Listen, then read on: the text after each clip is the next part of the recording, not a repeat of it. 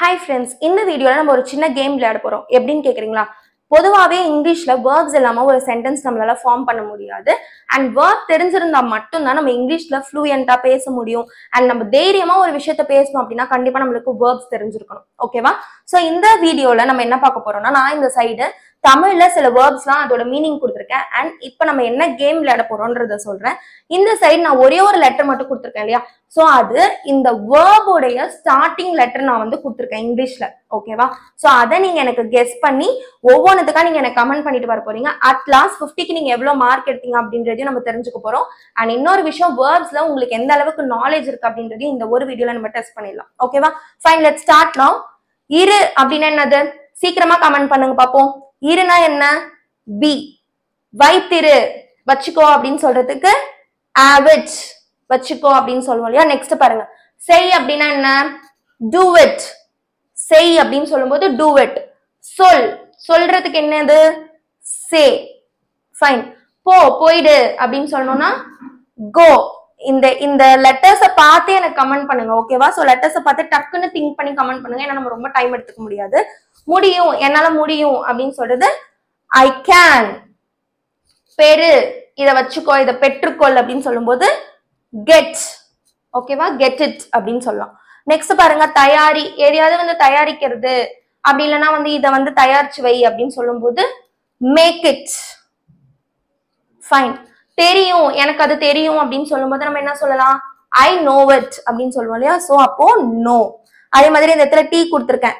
நினை, நினைத்து பாரு, நினைச்சு பாக்குறேன் அப்படின்னு சொல்லும்போது திங்க். ஐ எம் திங்கிங் அப்படின்னு சொல்லுவோம் இல்லையா? ஐ எம் திங்கிங்னா நான் நினைச்சிட்டு இருக்கேன் அப்படின்னு சொல்றது. எடுத்துக்கொள், வச்சுக்கோ, எடுத்துக்கோ அப்படின்னு சொல்லும்போது டேக் இட் அப்படின்னு சொல்லுவோம் இல்லையா? So that's it. Take it, எடுத்துக்கோ அப்படின்னு சொல்றது.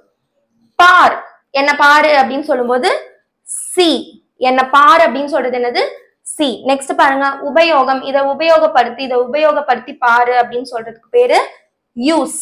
யூஸ் இட் அப்படின்னு சொல்றது. நெக்ஸ்ட் கண்டுபிடி அப்படின்னு சொல்லணும்னா find. Find it. Find the purse. Find the last pen அப்படின்னு சொல்லுவோம் இல்லையா? சோ அதுதான் ஃபைண்ட்.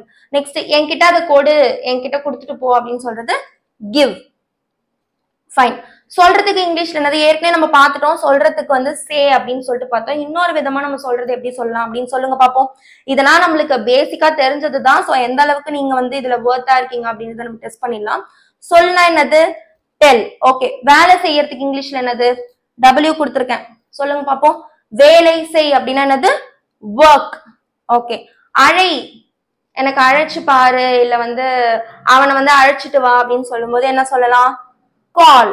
ஓகே. முயற்சி செய் அப்படின்னா என்னது? ட்ரை இட் அப்படின்னு என்ன அர்த்தம்? முயற்சி செய், முயற்சி செஞ்சு பாரு, ட்ரை பண்ணி பாரு அப்படின்னு சொல்லுங்க. So try it. நெக்ஸ்ட் பாருங்க, கேள். யார்ட்டையாவது ஏதாவது ஒண்ணு கேட்கணும் அப்படின்னா ஆஸ்க் மீ, என்கிட்ட அதை கேளு, ஆஸ்க் மீ அப்படின்னு சொல்லுவோம் இல்லையா? அதான். நெக்ஸ்ட் பாருங்க, தேவை.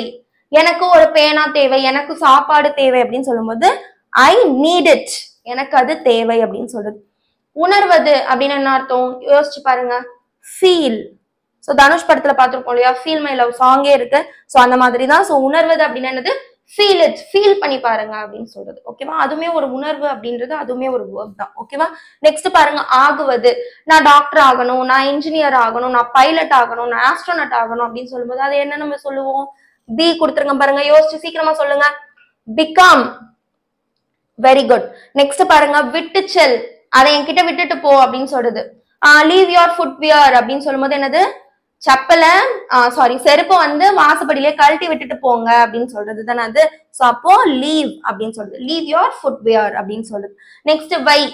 இங்கே வச்சுட்டு போ, இல்ல வந்து இங்க போட்டுட்டு போ, இங்க வச்சுட்டு போ அப்படின்னு சொல்றது புட். அர்த்தம் அப்படின்னா என்னது? மீன். ஃபைனா? எம் கொடுத்துருக்கேன். சோ திங்க் பண்ணி டக்கு டக்குன்னு ஆன்சர் பண்ணிட்டே வாங்க. வைத்திரு, யூ கீப் இட் அப்படின்னு சொல்லுவோம் இல்லையா? சோ கே என்னது?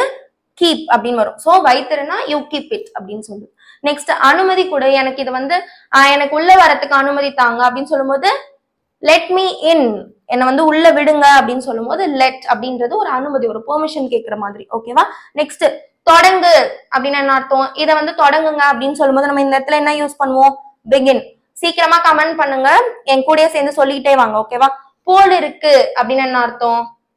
இட் சீம்ஸ் லைக் அப்படின்னு சொல்லுவோம் தெரியுமா? நல்லா யோசிச்சு பாருங்க. போல் இருக்கு அப்படின்னா இது என்னவோ மாதிரி இருக்கு, இது என்னவோ போல் இருக்கு அப்படின்னு சொல்லும்போது இட் சீம்ஸ் லைக் அப்படின்னு சொல்லுவோம் இல்லையா. சோ போல் இருக்கு அப்படின்னு என்னது சீம். ஓகே, காட்டு, என்கிட்ட அதை காட்டு அப்படின்னு சொல்லும்போது ஷோ மீ. அப்படியே இதை வச்சு நீங்களே அப்படியே சொல்லலாம். வெரி வெரி ஈஸி தான், ரொம்ப சிம்பிளான வேர்ப்ஸ் தான் நான் எடுத்திருக்கேன்.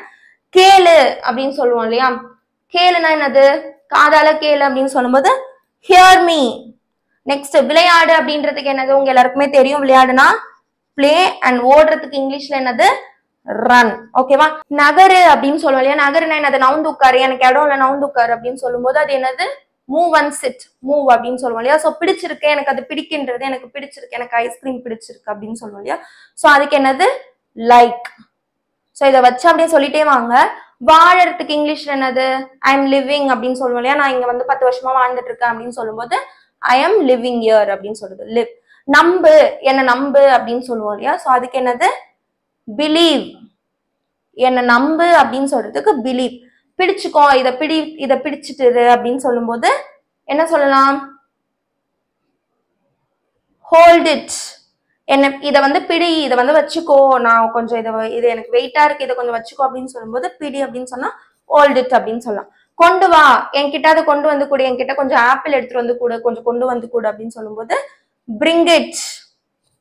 அடுத்து இது கண்டிப்பா இது நடக்கும், நம்பு, இது கண்டிப்பா நடக்கும் அப்படின்னு சொல்லும்போது இட் கம்ஸ் அஸ் happens.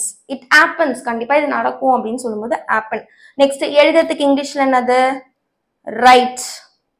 வழங்கு, இத வழங்கு அப்படின்னு சொல்லும்போது ப்ரொவைட். ஓகேவா. நெக்ஸ்ட் இது பாருங்க, இந்த செட் பாருங்க. உட்காரு அப்படின்றதுக்கு என்னது சிட். இதெல்லாம் உங்களுக்கு ஈஸியா தெரியும், நீங்க டக்கு டக்கு டக்கு டக்குன்னு கமெண்ட் பண்ணிட்டே வந்திருக்கலாம். நில்லு அப்படின்றதுக்கு இங்கிலீஷ்ல என்னது ஸ்டாண்ட்.